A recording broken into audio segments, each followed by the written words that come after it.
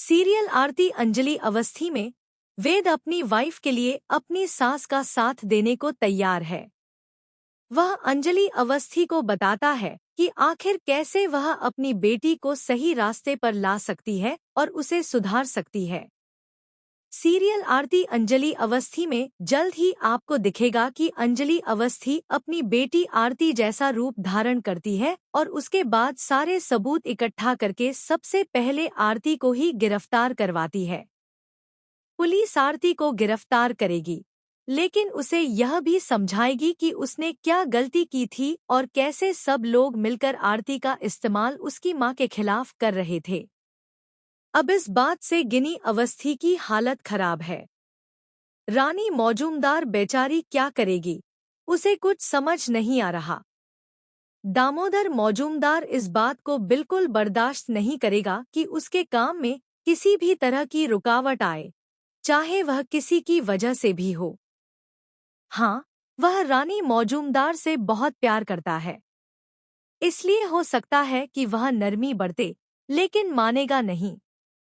वहीं दूसरी तरफ ठाकुर परिवार में भी अलग ही ड्रामा चल रहा है। उन्हें समझ नहीं आ रहा कि वे अपने चिराग, अपने चहेते बेटे युवराज ठाकुर को अंजलि अवस्थी से कैसे बचाएंगे।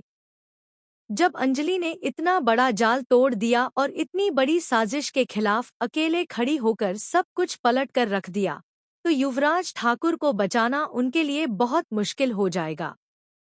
सीरियल का आने वाला एपिसोड इसलिए भी दिलचस्प है क्योंकि मिनिस्टर धर्मराज भी इसमें शामिल हो चुके हैं। उनका भी फायदा जुड़ा हुआ है, क्योंकि बिजनेस उनका भी है। रानी मौजूमदार और दामोदर मौजूमदार के साथ मिनिस्टर साहब भी इसमें पड़ गए हैं और इन सब के खिलाफ अकेली अंजलि अवस्थी लड़ाई लड़ रही है।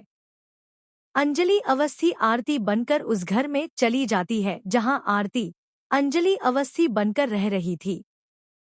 उन सबके बीच रहकर वह सारे सबूत इकट्ठा करती है, जिससे यह सामने आएगा कि कैसे अंजलि अवस्थी आरती बनी थी और रानी मौजूमदार समेत बाकी सभी लोग मिलकर उसे दोबारा अंजलि अवस्थी बनाकर उसके खिलाफ प्लानिंग कर रहे थे। वे सारी बातें मीडिया में लाना चाहते थे ताकि अंजलि अवस्थी को बदनाम किया जा सके। इसके लिए सबसे पहले गौरव भैया अंजलि की मदद करते हैं। जैसे ही आरती घर से बाहर निकलती है, वह उससे बहस में समय बर्बाद कर देते हैं और उसकी फोटो अंजलि अवस्थी को भेज देते हैं ताकि अंजलि खुद को आरती जैसा तय